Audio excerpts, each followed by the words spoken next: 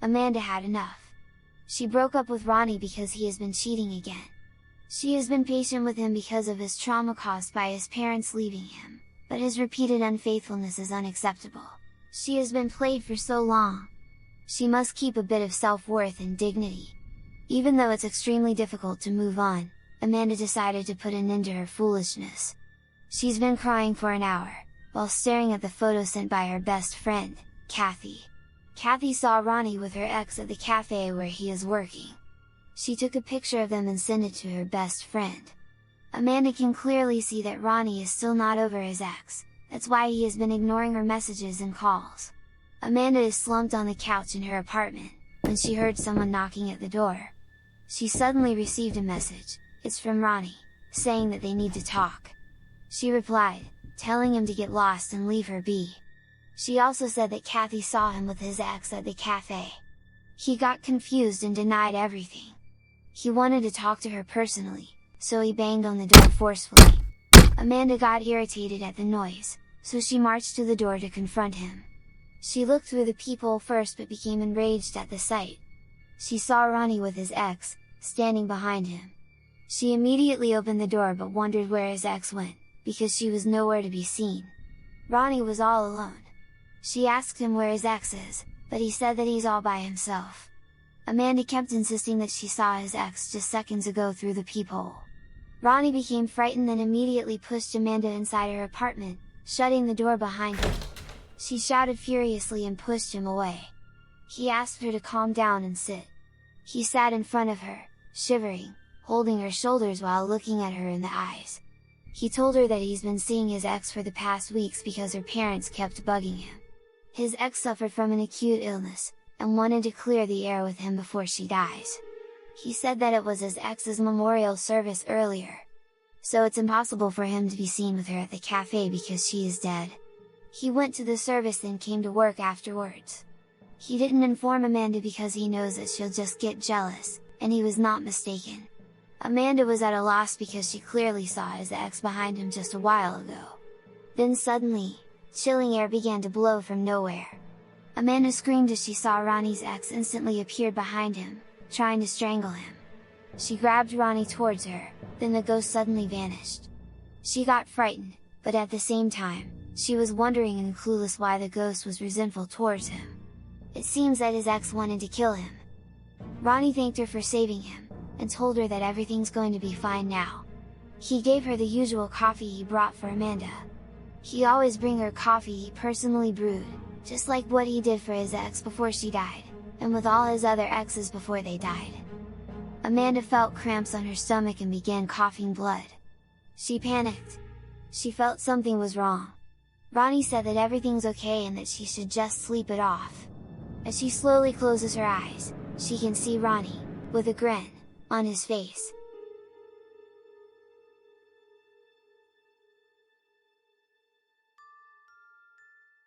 Billy and Ryan are the resident office bullies of their company.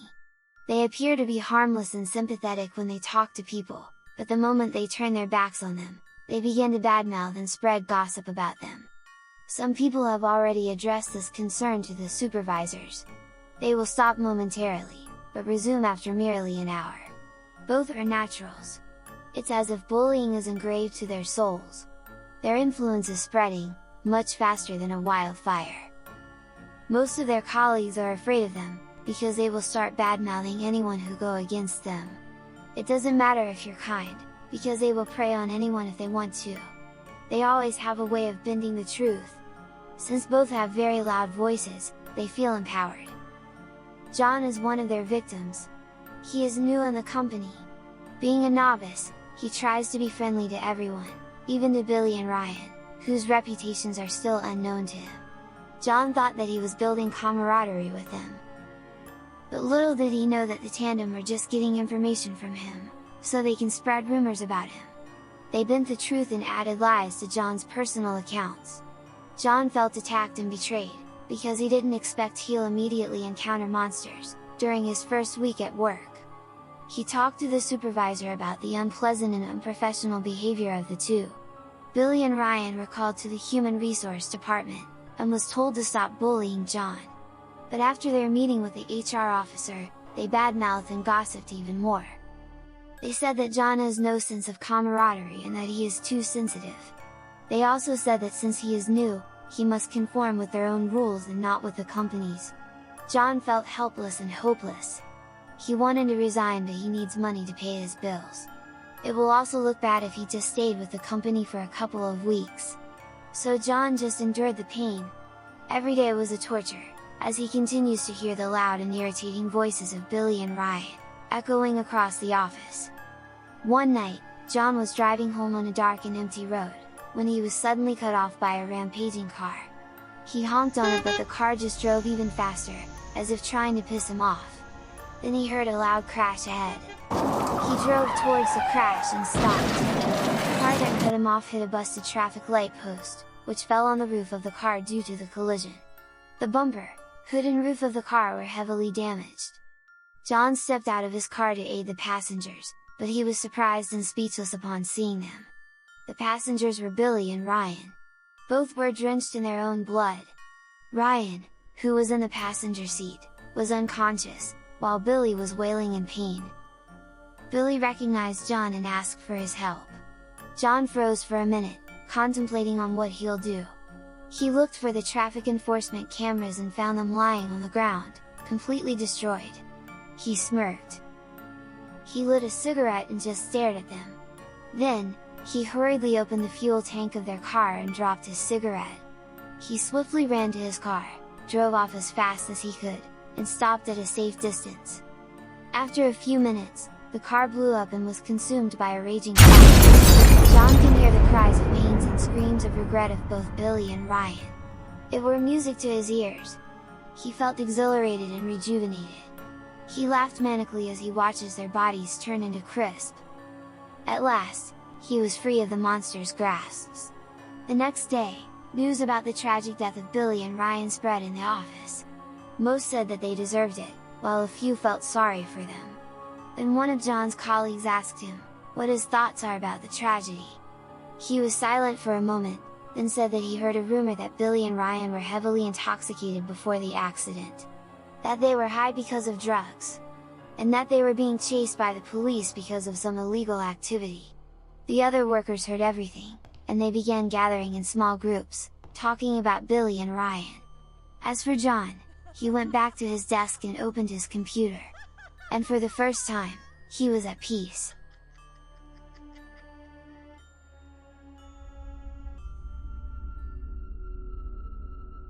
Olivia is listening intently to every word, uttered by the man in coat in front of a big crowd. She is trying to grasp every detail, and weighing concepts known and new to her. She is being drawn to the man who is exuding with confidence, paired with a roaring and mighty voice, but she is not entirely convinced. Olivia has been invited to a church gathering by one of her co-workers, who is a longtime member. She is not religious and not a fan of churches, because she personally believes that all ceremonies and gatherings are created to entice or influence people in favor of their organizations. She considers them as modern cults, clothed in the promise of salvation. After the church service, she was personally welcomed by Pastor George, who is in his early 30s. He laid out his hand for a handshake, to which Olivia obliged. Pastor George is married to a loving wife, who is 15 years older than him. He has 2 children, ages 6 and 7. He introduced Olivia to his family. She noticed that the wife is somewhat impersonal towards her. She just ignored the gesture, thinking that she is probably tired. After the service, snacks were distributed to the churchgoers. Pastor George personally gave food to Olivia, and never left her side until she finished her snack. Olivia and her friend bid goodbye to the pastor, who walked them to their car. As they were leaving, Olivia saw the pastor and his wife having a quarrel in a hidden corner of the church. A month has passed and Olivia is still going to the church. She and the pastor became close. To avoid any rumors, George made Olivia the finance committee head to handle the church funds. The head stays after the service to count and record the collection every gathering. Olivia just went along with what George wants. After all, he is the pastor and everything he says is true and absolute, at least to the people blinded by him. There were times when Olivia giggled during the sermon, because George talked about integrity and being faithful to the family. But after the gathering, they are always left alone within the confines of the church's walls. The illicit relationship between George and Olivia went on for months, until one day, Olivia broke her troublesome news to the pastor. She is 1 month pregnant. George got furious and told her to abort the baby, to which Olivia violently protested. He said that if anyone finds out, it will be the end of him. After their intense and heated conversation, the pastor completely ignored Olivia during church service. His sermon focused on lies, deceit, and works of the devil. Olivia opened up to her friend who invited her months ago to attend the church, but her friend said that it's impossible, because Pastor George is a righteous man and would never do such a thing. She talked to the other church members, but she was just judged and ridiculed. They said that Pastor George has been their pastor for many years, and he is incapable of doing such acts. They told her to stop going to church because she will just tarnish its good reputation. Olivia never stepped again on the place that brought her shame. One night, Olivia was on her way home, walking. She was crossing the street when all of a sudden, a car appeared from a corner, driving fast towards her. She was shocked and stunned. She tried to evade the car but it was too late. The car hit her hard and she flew to the other side of the road. The car just drove away, leaving her bleeding. There is no license plate attached to the car, but she already knew the owner the moment she saw it approaching her. Concerned citizens called 911, but it was too late. The moment an ambulance arrived, she already lost her life, together with the baby in her womb.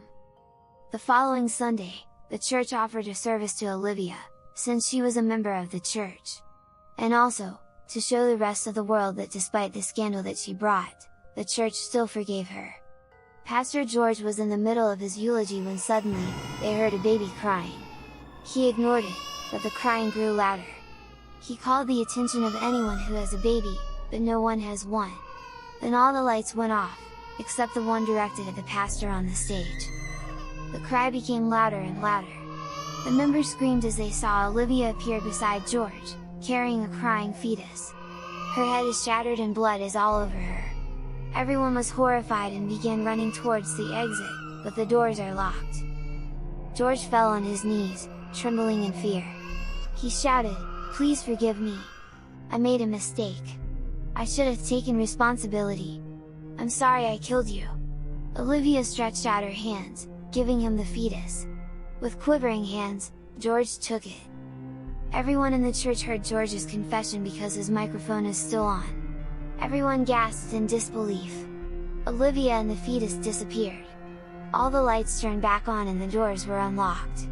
The members left one by one, as they leave their righteous pastor on the stage, where he truly belongs, alone.